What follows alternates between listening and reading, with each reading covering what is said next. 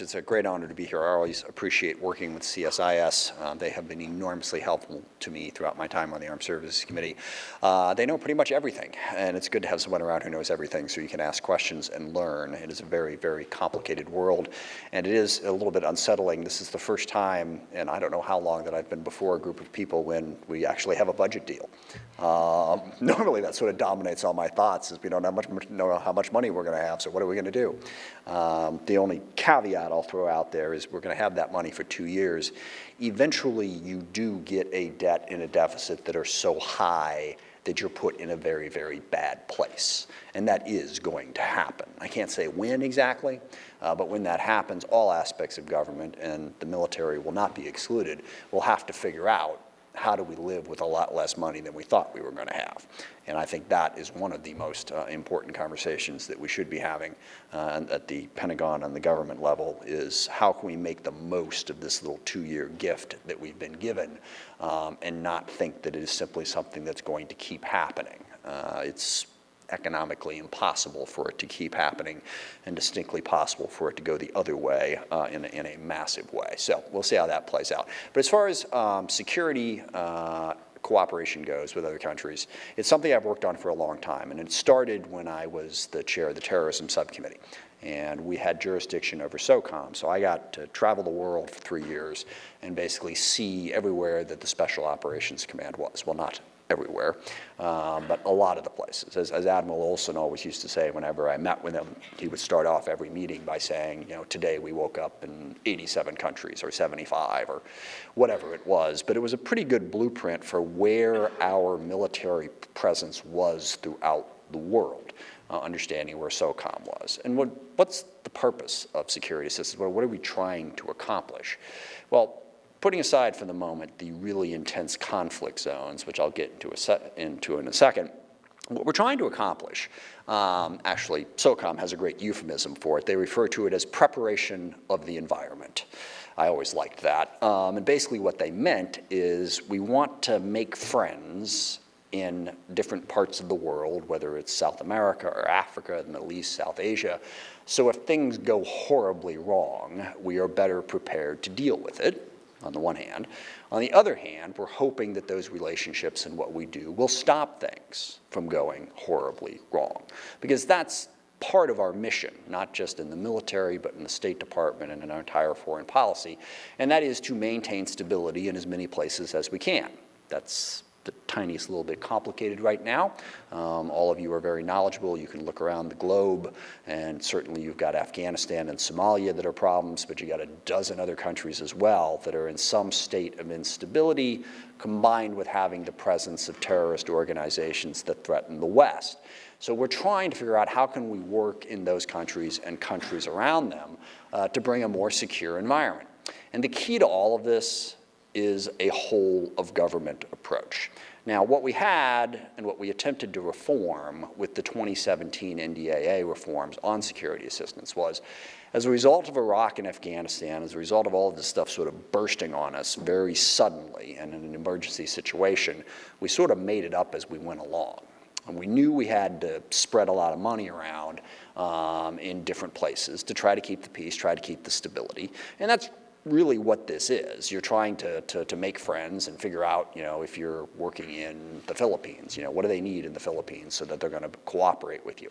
I always hearken back to a story that a retired SOCOM officer had told me about when he was in Libya in the early 80s. And he said the single best thing that he had was a dentist. Everybody in Libya wanted a dentist. As long as he provided the dentist, they would tell him everything he needed to know and they would help him. It's a bit of an overstatement, but in essence, that's what we're trying to do. Now, if you are in one of those conflict zones like Afghanistan and Somalia, it's all complicated by the fact that you're operating in an insecure environment. And what really complicates that in terms of security assistance is as you try to pass out this money. And security assistance is not just about training people how to defend themselves to any other countries. The programs spread across a wide range of things. I mean, you had DOD dollars going to build schools and drill wells and provide health care and do a whole bunch of different things. And that's all sort of under that umbrella of, well, I guess you would call it, if you were from New Jersey, walking around money, what you need to sort of, keep the peace in a neighborhood. And it got very, very confusing in terms of who was controlling what. So we attempted in 2017 to say we're going to consolidate all of this money, at least at the DOD, under one person under the Undersecretary of Policy, so that we can keep coordination of that money within DOD. But for all of this to work, it has to be about a lot more than DOD. Because depending on the country, you may need different things. Certainly, you're always going to need security to do anything, but you also need the rule of law. So the Justice Department could potentially be very involved in figuring out how can you put in place a basic system of law that people can rely on. Healthcare is enormously important, as I mentioned. Special Operations Command runs what they call medcaps, where they'll show up in a village and say, we're going to be here all day with a bunch of doctors to help you out. So you've got that. Agriculture. I don't know anything about agriculture. I grew up in the suburbs, but it is very, very important in a lot of parts of these worlds, lots of these countries in the world. So how do you bring all of that together and have a whole of government cooperative approach? I think getting DOD's money coordinated is important. What's going to be even more important is getting some of that money out of DOD and into the hands of the people who build schools and drill wells and provide health care and set up the rule of law, and to set it up so that there is a cooperative experience within the country. I did a trip through Africa in 2009, I think it was, in which we visited a lot of different countries and tried to get an idea, so how are we doing? Went to Burkina Faso and Morocco and Rwanda, Congo, Egypt. And really it varied from country to country how well our government worked. A lot of it is dependent upon the ambassador, because if this model is working correctly, the ambassador is in charge of the country. And that was something, we also went to Yemen on that trip. I always talk about my trip to Africa and then say I went to Yemen, and people say, well, Yemen's not in Africa. Yeah, well, we just jumped across the sea and then we jumped back. But in Yemen, there was a conflict at the time. The ambassador had a very large military presence there, and he wanted to be in charge of it because it's his country, and he wasn't. So he didn't really know how to operate with the other people in there because you had these bifurcated command structures theoretically in charge of the whole.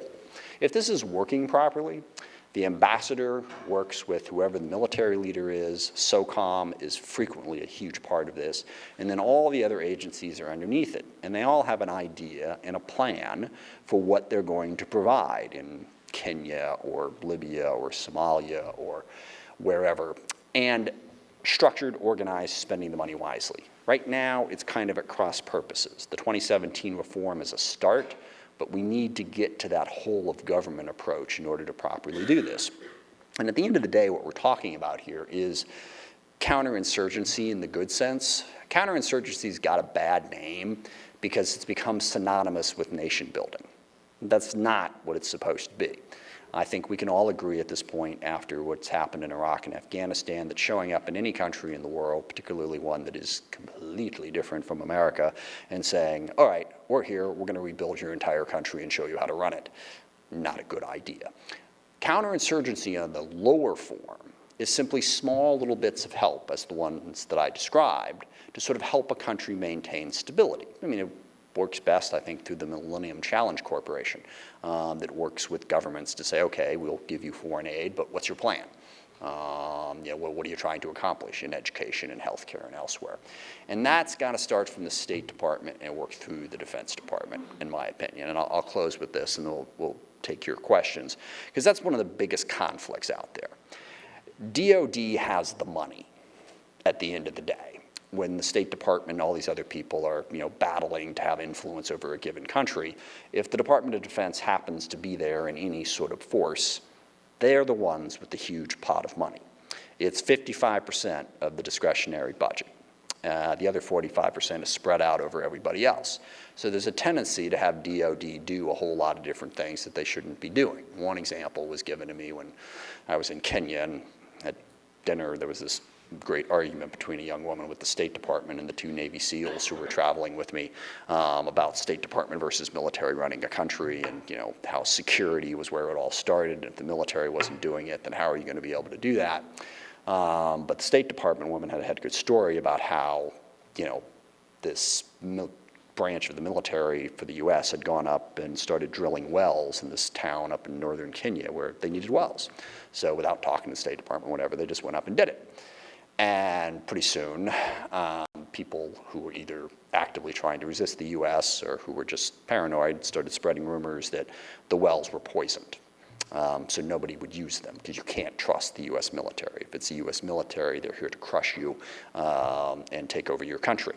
So that's why you need a more cooperative effort. That's why you need diplomats involved and engaged. So while we're talking about massive increases in the defense budget and cutting the State Department, we're kind of making it more difficult to do this comprehensive approach. And this comprehensive approach is vastly preferable than dropping 150,000 U.S. troops into a country and trying to pacify it. If we can do it for a small amount with cooperation from other countries and other agencies, we definitely get more bang for our buck, but I think we're also ultimately more successful in what we're attempting to do. But that fight is going to play out. And General Mattis said it best when he was trying to defend the State Department. He said, if you're going to cut the State Department, you better give me 5 more divisions because I'm going to need them. And regrettably, while he said that, that's kind of exactly what's happening. Pentagon's getting a lot more money, State Department's not. And a lot of these other places in government aren't either. So basically, as you talk about security cooperation, don't forget the whole of government approach. Yes, we need to train troops in trouble spots in the world so that they can keep the peace and keep the security, but security is about a lot more than the military. So I'll look forward to your questions. Again, I thank CSIS for hosting this event. This idea of whole of government and comprehensive approach. Sure. Challenging to say the least right now. As you said, the State Department is going through, at best described as a restructuring, but a heavy pruning or siege force approach on them. Right. What do you think sort of is the next stage or era of congressional viewpoint with regard to where we go on this comprehensive approach? If we're going to get to a point where DoD is well-resourced and takes on a lot of these mission sets because the money is there, what then becomes the next stage of where we can go to make sure that we have the kind of security that looks more like the whole of government that you hope for? Well, I'm not known for my optimism. I think that's unfair, by the way. I'm not being pessimistic. It is what it is, okay? I simply try to assess the situation where it's at. But I will start with something positive that's going on, and that is I'm working with Congressman Ted Yoho, along with Senator Coons, and I think it's Inhofe, is the Republican, to do a fairly comprehensive reform of development aid that puts more power in the hands of USAID and actually improves that particular leg of the stool, if you believe the defense development diplomacy approach to foreign policy. And it's actually quite promising, and it's ironic because this is something that was central to my approach prior to 2008. And I worked with Susan Rice and Gail Smith on the campaign at the time, and this was a big focus of ours, that we were going to reform the way we do foreign aid, because foreign aid right now is spread out over like 40 different agencies, and it's in little boxes and pots of money that you can't, it's very, very difficult to implement. Raj Shah, not the one in the White House, the Raj Shah who was the USAID guy for a while, is as brilliant a human being as I've ever encountered and did a marvelous job at USAID, and then so did Gail after him. But we never did the reform. And we never did the reform because the State Department wouldn't let go of it. The State Department wanted to control it, and I've always thought that was a mistake. We should have, I think, a separate Department of Development, sort of like they do in Great Britain. But, it's a turf thing, and the State Department wanted it. So under the Obama administration, 8 years, we did nothing congressionally. Now, Raj did what he could within the confines of the law, but now I think we have the possibility of reforming that, and that would be a big step towards getting us to a better place on a whole of government approach if USAID had more power and authority. Because there always has been, it seems, in Washington, this debate over whether true structural reform is possible and whether one should think big to make some of these bigger structural changes, or one sort of is absent a major crisis, one is forced back, if you will, into working with what you have. Do you fall somewhere on that spectrum? It sounds like in this example, maybe it's a view that there really is a chance for sort of a fundamental structural change that can help us on security assistance. I think there's a chance, and it's always worth working on. Yeah. As legislators, that's what we do. We legislate. So I would never say that we should walk away from it. I think the challenges to getting there are daunting because of the current structure and also because of the money problem that I alluded to in my opening remarks is eventually going to bite us. Everybody's short of money. We are living way crazy beyond our means. So then you tend to get sort of locked into patterns and you don't have the freedom to innovate as you should. So, but I think there's the possibility that we could get to a better whole of government approach. So speaking of spending, we hear a lot in Washington about how difficult it is, and many of us experience it, to try to explain anything like security cooperation or preventative defense or whatever the comprehensive approach, whatever the term is, to people who are just thinking about where they want their tax dollars going and the value, trying to explain the value of that when folks are looking at whether they want their taxes raised or they want benefits decreased or whatever the issue may be. They don't want either one of those things. What is the compelling case, if any, that you have found works, if you will, in terms of talking about your travels, your experiences in this sector, and the value that it can provide to Americans? Is there a way to sell this successfully? There is. There's a rather sizable problem with it, which I'll get after I explain how we do it. Now, I've been giving this speech for a long time, and constituents tend to be very straightforward in their focus. What's this doing for me? Mm-hmm. If I'm spending money on this, how is it helping? And if we're spending money all across the world, how is it helping? Well, there's sort of 4 ways that it helps. 3 practical and 1 that is a more, idealistic argument. But to begin with, the United States of America is still the largest economy in the world by a comfortable margin. It's funny, everyone keeps talking about how China's catching us, and we're freaking out about China. So we had this conversation in the Armed Services Committee that very soon they're going to be past us and everything. So I actually looked up the number, and I'm rounding a little bit here, but last year we had $19 trillion in GDP. They had 11. I don't know, if you're up 19 to 11, it's a pretty comfortable lead. And we are still responsible for about 20% of global consumption, which means that we have more invested in global stability than anybody. Mm-hmm. So number 1 is economics. If we want to continue to grow, we need access to markets. And would you rather have access to a market like, Kenya or Somalia? There's got to be something there. So we have an interest in maintaining the stability to help continue to grow the economy so that we can sell stuff to them, bottom line. So there's the economic argument. And then there's the healthcare argument. Basically disease spreads like that. Good article, by the way, about how the fact that the CDC and and Health and Human Services aren't really being run by anybody at the moment is a problem, and maybe part of the reason that we've had more people die from the flu this year than we've had at any point in recent memory. But if you have instability in these other countries, then pick your favorite disease. The bird flu was going to kill us one year, and there was swine flu, and now what's the swine flu? Something else. Anyway, that this is going to spread, Ebola, of course. So making sure that countries have stable healthcare systems protects us as well. Mm-hmm. And then there's the fact that instability leads to terrorist groups who would very much like to kill all of us. So as you can stop that instability, it's less likely that somebody is going to attempt to kill you, either here or while you're traveling abroad. So those are 3 very practical arguments why the U.S. Is invested in global stability. And this is what we're talking about, is a pathway to global stability. And then the last argument, depends on the audience whether or not I can try this one out, is that America ought to stand for something. That, you know, whatever problems we have here, there has never been a society in the history of the world that has been as wealthy and prosperous as we have been since World War II. And we were a country that was built on lofty values and principles.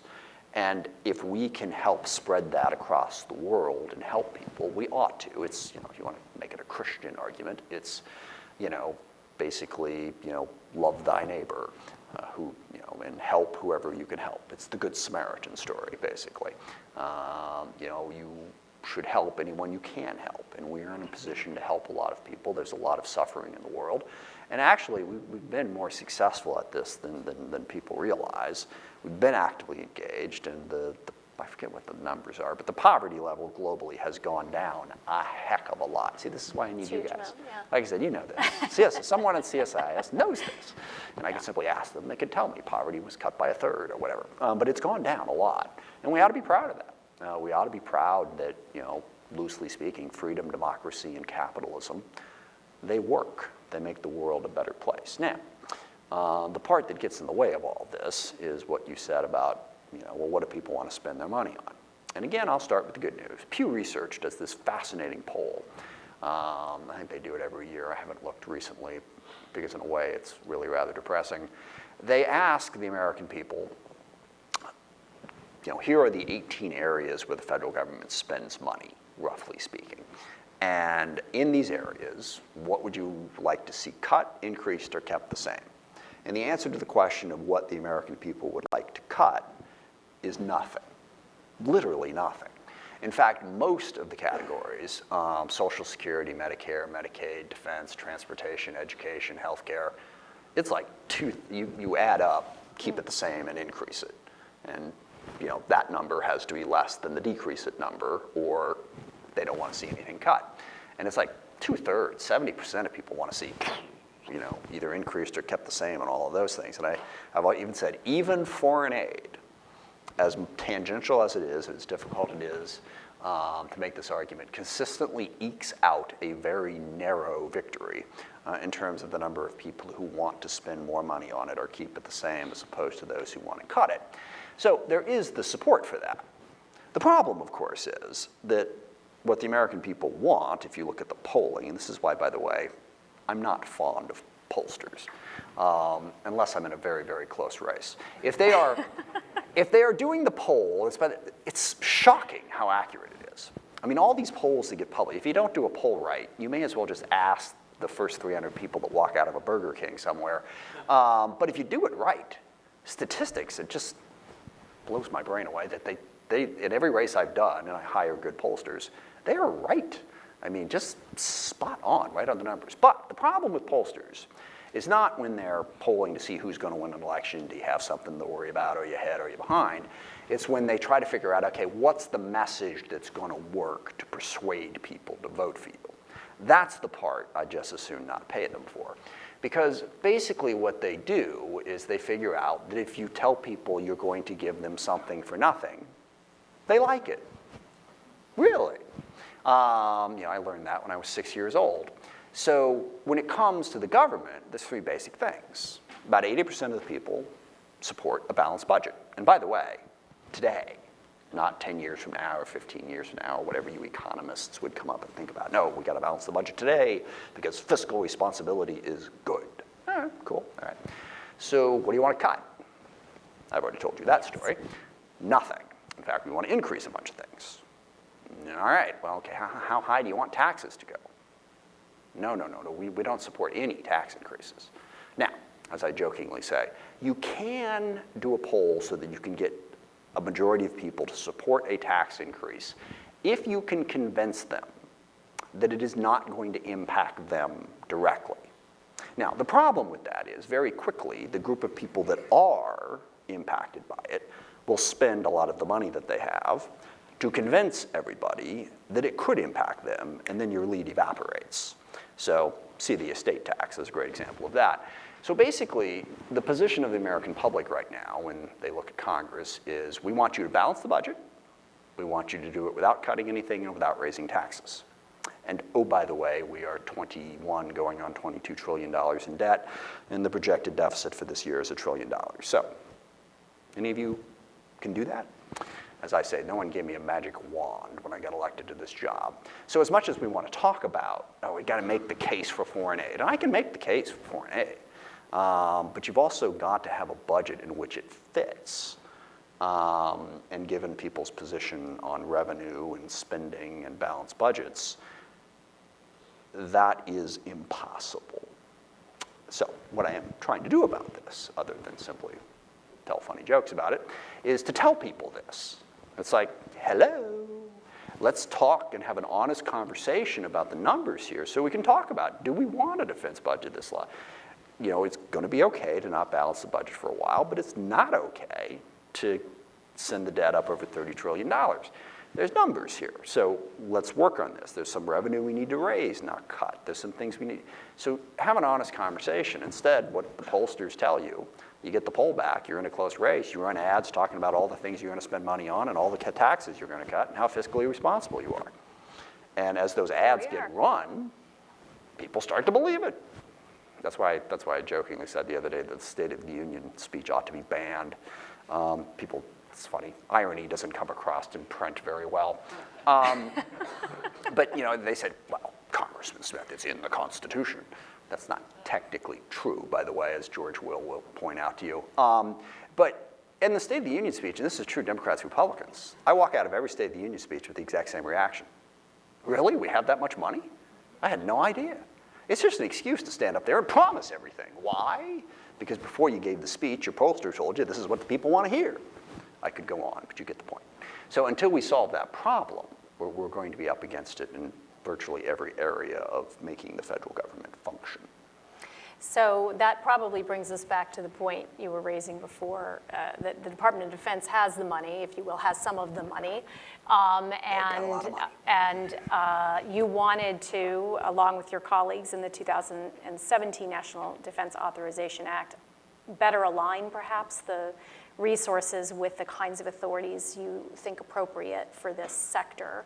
As you look ahead, now that the legislation is passed, DoD's begun its implementation, albeit not terribly far in, what will you be looking for in security sector reform for signs of success, signs that DoD is not meeting the intent of the authorizers?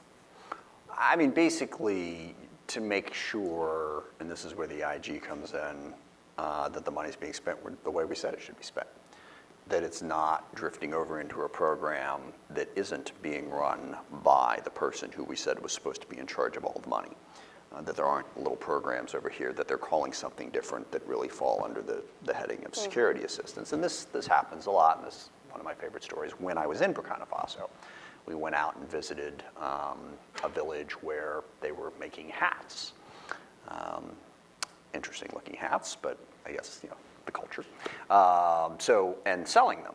And it was a MIST program. I forget what MIST stands for. I don't think it exists anymore, but it was a DoD program. So the Department of Defense is making hats in Burkina Faso. Why?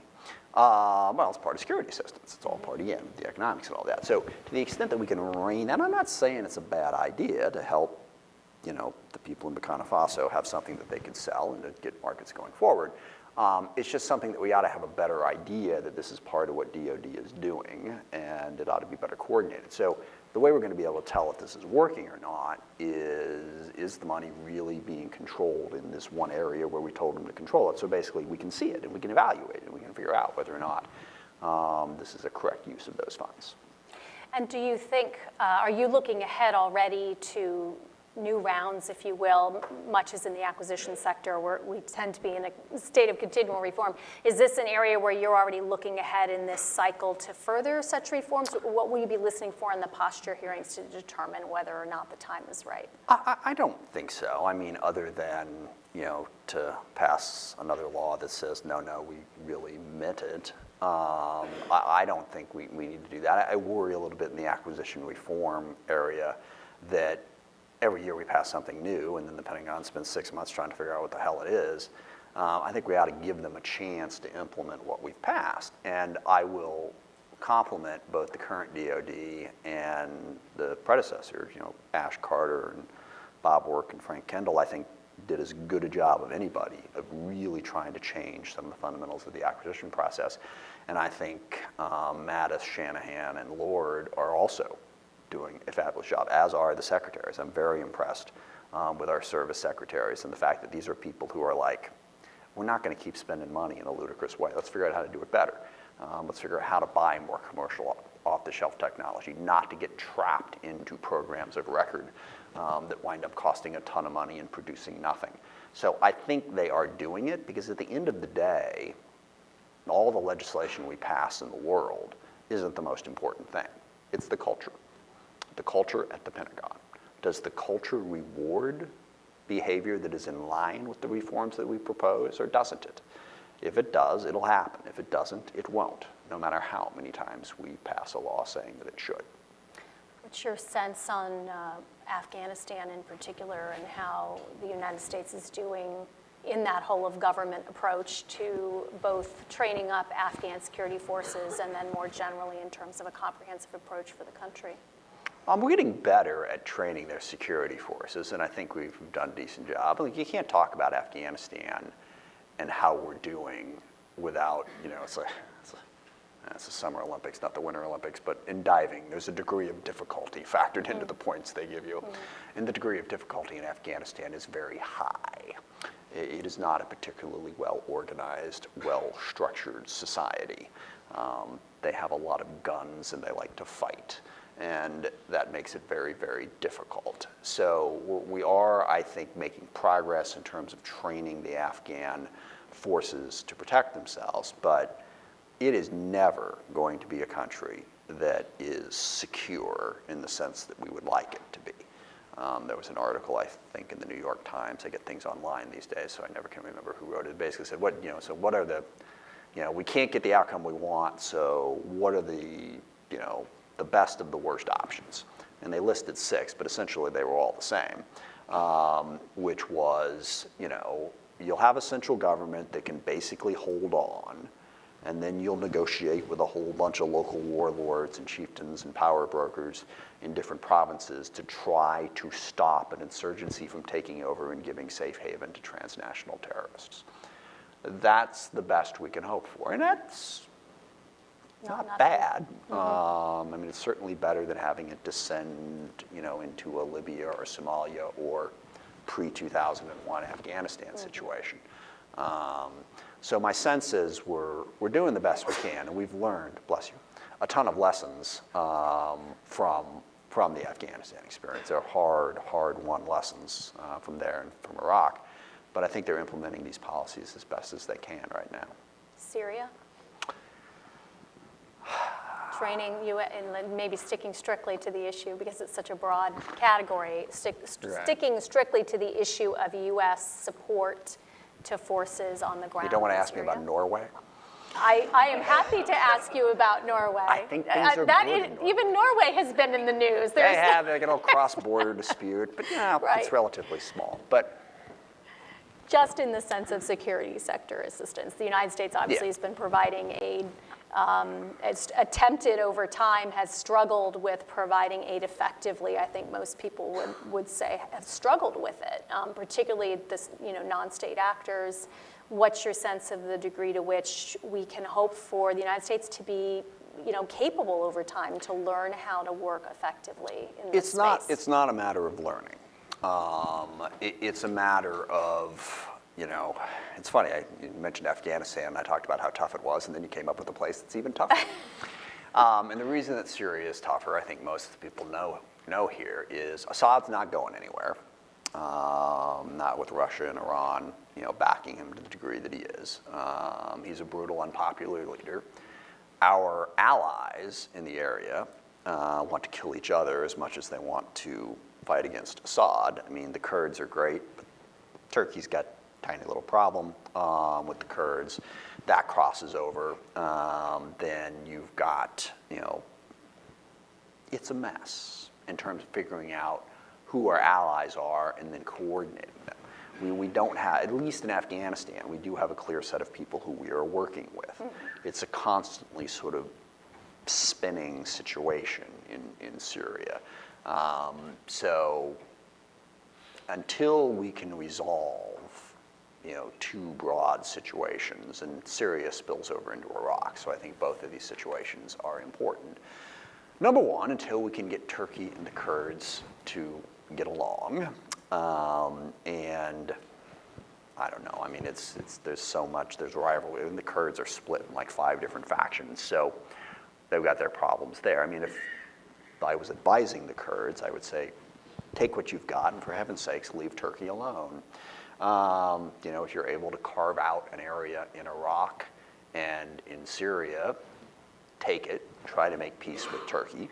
But that's going to be a problem because, there have been, and I don't agree with the way Erdogan is running Turkey by any stretch of the imagination, but you can't deny that, the Kurds have attacked places in Turkey. And if you're the leader of Turkey, what are you going to do? So we need to resolve that situation because I want to support the Kurds. The Kurds are worthy of our support. I think they're worthy of an independent state. I think the countries around them would be wise to say, we will give you an independent state, because if they were to have that, they would have less reason to be, concerned about their neighbors. And I think the U.S. should do more to support the Kurds in that claim, not just against Turkey, but crucially with Iraq as well, because the Baghdad government, and I think al-Badi's doing his, well, I don't want to say he's doing as best as he can because I don't know enough to say that, but I think he's certainly doing better than al-Maliki did in terms of trying to be more than just the Shia leader, trying to work with the Sunnis and the Kurds. But of course, once the fighting stopped, they turned on the Kurds and they started fighting them as well. So we've got to resolve the difference between the Kurds and the Turks and the Kurds and Baghdad. And then we can talk about how our security assistance is going. Because you can't really do it in a situation that is that fluid and where you don't have a clear set of allies that are even close to on the same page. Gets back to your diplomacy point that you began with in terms of our own capacities. I wouldn't want to be the diplomat in charge of that, but yes, diplomacy absolutely has to be a central approach. We have to resolve those disputes, and the only way to do it is diplomatically. Let me ask one more question, then I'll turn it over to the audience, which is on Leahy vetting, which, if you've lived inside DOD, as somebody like me has, you've heard both sides of the value it brings and the tension it brings in terms of limiting the operator's sense of ability to train where he or she believes he needs to. Do you think we have it about right today? And what do you see as the sort of the future trajectory for human rights issues with Leahy vetting and more generally human rights issues with regard to security assistance training? I think we do have it about right today, and I'm very worried about the future. And I went through that of the Leahy vetting. It was most problematic, really, in, get my directions correct, West Africa, where you had the Mali government falling apart. You had, I'm forgetting the name of the country, but there was another ally in there that had a coup, and and we pulled support, and we were trying to assemble folks who can work together while not training people to overthrow their own government. It's a tough balance to strike. And the people who say we should just get out of there, we shouldn't train any of these people, I disagree with that. It's just too dangerous a neighborhood. There's too many people there who want to do harm to the United States and our allies. We have to at least try to find a way to work together, even admitting past a certain point, if we're working with a country that the human rights record we can't support, we need to get out. The future I'm really worried about because, we've heard a lot recently about the return of great power rivalries. And mostly on the Armed Services Committee, we talk about that in terms of how much more military equipment we need to build. I think that misses the point a little bit.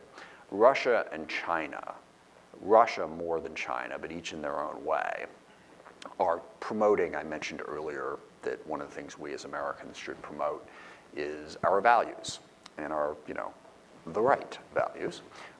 Values being freedom, capitalism.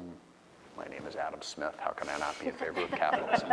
I understand the downsides of capitalism as well as the next person, but it is better than kleptocracy, which is typically what replaces it.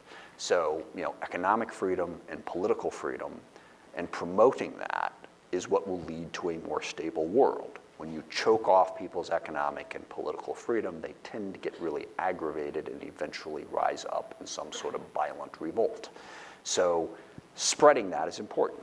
Russia has decided that they actually have an ideology now. It's authoritarianism. It's strongman, and yes, I mean man. And Putin is actively trying to undermine democracy as a way to promote authoritarianism. I think it started because he wanted to protect himself in Russia. He didn't want the Russian people noticing that their economy was in the toilet and he wasn't actually providing for them. So, he set up this rivalry against the West. But now, I think he believes it. He believes that, the opposite of strongman authoritarianism is mob rule. So he's, certainly we've seen some of the stuff that's going on in Eastern Europe. We've seen his efforts to influence elections here. And then also Western Europe. Now he's trying to prop up a dictator in Libya. Certainly he's propped up Assad. So there is a concerted effort to undermine human rights because he wants the opposite approach. China isn't as invested in that, I don't think. They just don't care. If you're a democracy and you have a good human rights record, fine, we'll do business with you. If you don't, we'll do business with you. And as they grow economically, I know I pointed out that they're still a good distance below us, but $11 trillion is nothing to sneeze at, and they are not in the type of debt that we are in. So they're out there. They're everywhere. I mean, I remember when I was in the Democratic Republic of the Congo at the hotel bar, there's a whole group of Chinese business people there. And I remember one of the most disconcerting things was I was in Jerusalem, and we go to a meeting in Jerusalem. We walk into this big square, and there's like 75 Chinese flags all over the place. And I'm like, what the hell is this? But they were in town. So they wanted to make a warm welcome for them. They have a lot of money. They're starting to spread their influence out there. Potentially, that's good.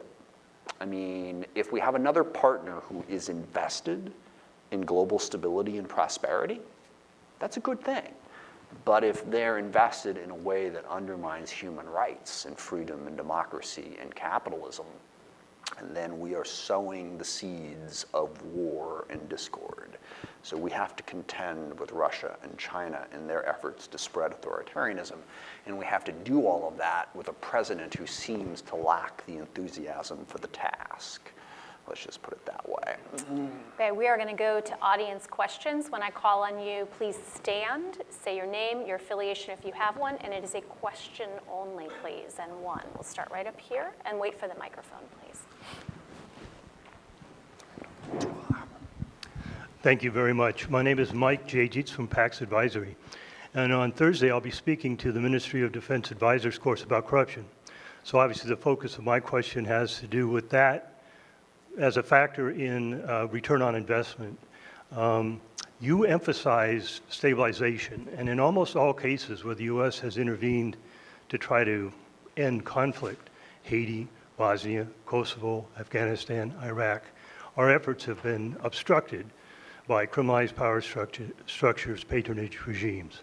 So the solution to that, as you point out, is a whole-of-government approach, elections that allow for transition in government, parliamentary oversight, civil society development, media, et cetera. So the question then, how do we do that? Would you support legislation that would mandate for security assistance above a whatever threshold that the Pentagon do assessment of the corruption risk, develop a whole of government accountability strategy, and provide support for advisors out in the field on how to deal with corruption issues? Basically, that's actually a really good idea. Yes, in fact, that I just said I don't want to add more reforms on legislatively, but I think that would be a smarter way to do it. I mean, it would sort of be like the Millennium Challenge Corporation for the Pentagon. And say, look, if you want to go into Ethiopia or Kenya or the Philippines or wherever, give us a coordinated plan, or we'll fence off some of the money. I think that's a good idea. Okay, I had one way in the back here. Thank you very much, Madam. I'm Raghubir Goyal. I'm with India Globe in Asia Today. I think you covered everything. I don't think you have left any area for me to ask any question, but anyway, my question will be going back to Afghanistan, the South Asia region. There is a threat from the Chinese expanding militarily in the area, and as far as Afghanistan is concerned, people are still asking when time will come for them to see a light in the end of the dark tunnel. And finally, what do you think presidential warning to Pakistan, if Pakistan is still helping the US combating terrorism, or they are still going back what they have been doing for the last 20 years? Thank you. Just so I'm tracking, I couldn't quite hear you. One was China, militaristic stuff. Is there any hope for Afghanistan? And is Pakistan getting any better? Yes, sir. As far as peace and stability in the region is concerned. Thank you. In that region, China is problematic because on the one hand, I have this core of optimism about the idea that if there is another power in the world, as I said, that is invested in stability and prosperity, that has a lot of money, that's potentially good.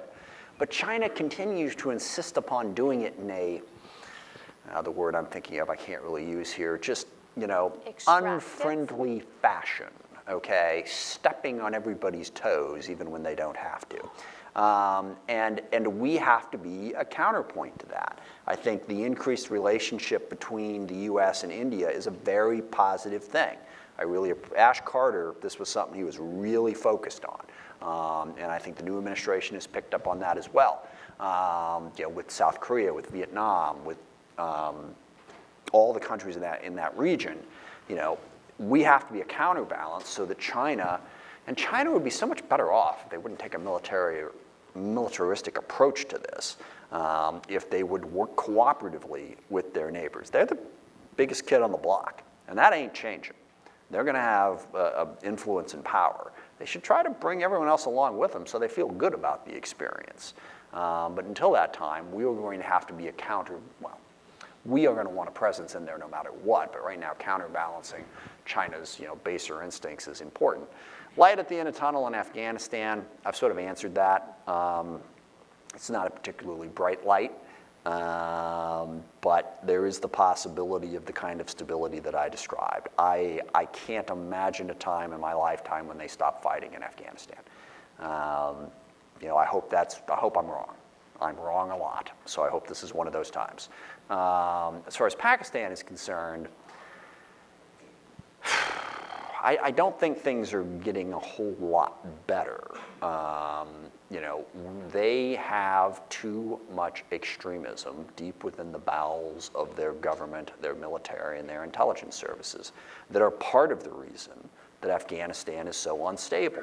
And it goes back and forth across the border, and Pakistan continues to play, I believe, this double game with the extremists. On the one hand, they're fighting them. On the other hand, they use them when they think it's useful to them. And I haven't seen much change, nor do I think it's going to change. The president got in some hot water. Well, this president doesn't get in hot water in that sense because you have to perceive something like that in order to think that you're in it. But he was very critical of Pakistan, and there was some blowback from Pakistan. And I wish talking strongly or saying, well, we're going to cut off some of your money. But there's two problems with that. A, at the end of the day, that's not going to change the fundamental problem of extremism in Pakistan and their need to reform in the way that, frankly, much of the Muslim world needs to reform their governments. What Saudi Arabia is kind of trying to do, Pakistan needs to reform. But second, we still work with Pakistan on a ton of things, a lot of which I can't talk about here, but we still work with them. We still need them. And if we cut them off and they go looking to China to fill that gap, that's not good. So I think, where Pakistan and Afghanistan are concerned, I don't have a ton of optimism for things getting better in the short term. Okay, great. We have probably time for 2 more questions. I'm going to group them and let Sure. you answer them together. So we have one right here. And this And gentleman's Mike is had his coming. hand up for a while. And next. Hi there. Thank you for such an articulate discussion of the need for forward engagement. My name is Max Kelly. I'm a defense consultant. I spent the last 7 years at National Defense University actually looking at lessons from interagency stabilization. And our work came to 2 succinct conclusions for the sake that are relevant to this conversation. The first is that building schools or training forces in and of themselves do not contribute to stability or preventing fragility, right? They only work when they are serving a truly politically informed, politics-first strategy. And our second conclusion was that no agency or institution in the US government really has that as its mission. No institution, even special forces, don't have as their core logic, their core training, their core selection process, building the internal politics of other countries from the ground up, and all the way up, not stopping at unit level. So the question is, the institutions that were stillborn during the last 15 years to try and actually create that capacity, they were stillborn. They never went anywhere. Right. Is there any interest in Congress in trying to revive or reinvigorate that capacity? Okay, so It is my- if you don't mind, Representative, please hold on that just because I know we're going to run out of time otherwise. So let's just go to the second question here, and then you can, maybe you'll be lucky and they'll be roughly the same question, but otherwise Thanks we'll so do much. a lightning round. No, my question, I will be short. Thanks so much, Congressman. And your opinion about perspectives to the assistance, security assistance to post-Soviet countries, specifically Ukraine, Georgia, and South Caucasus countries, since there are different type of challenges, external and internal, they all struggle with Sorry, I didn't understand that. He's asking about any special considerations or conversation you want to give to the issue of security assistance to Ukraine and Georgia Ukraine and others. South Got it. Caucasus countries. Yep, Thank thank you. you. Hit very that in a much. second. The answer to your question is, that is my dream, all right? From a legislative standpoint, I would love to revive that process, and I would love to have that organization in charge of it. And it's part of what made me sort of fall in love with the Special Operations Command, is they're the closest thing to a group that could do what we're talking about here, because it's what they do. And I mean, that's what, well, let me amend that question a little bit. Most people think of the Special Operations Command as the guys who killed bin Laden. They kick in doors and they shoot people, and they're really good at it. During my time with them, I learned that, by and large, they wish people didn't think that was all they did. That what they really fall in love with is the idea of going into a country or a village or a town that's fallen to pieces and help keep it together. And they, a ton of thinkers at all levels, Special Operations Command. When I visited the Philippines, when I visited in Kenya and Burkina Faso, they're all thinking about all of these questions that we've said in a way that nobody else is, comprehensively. Yeah, security is their first instinct, but since they're the guys who have to try to keep the peace in some very, very tough parts of the world, they are the most qualified in terms of thinking holistically about this. Yes, the State Department should be in charge, but the State Department doesn't have the security focus, and it's absolutely true what my Navy SEAL escorts were saying during that dinner in Kenya, that hey, you can do all you want, but if people show up and shoot you, you're dead. And we're the ones who can stop that from happening. So personally, now there was a time back in the days of the GWOT when briefly, in some document somewhere in the Pentagon, the Special Operations Command is typically a supporting command. In other words, they're not really in charge of anything. They do what the Air Force or the Army or whoever tells them to do. But they were the supported agency in the GWOT, the Global War on Terrorism.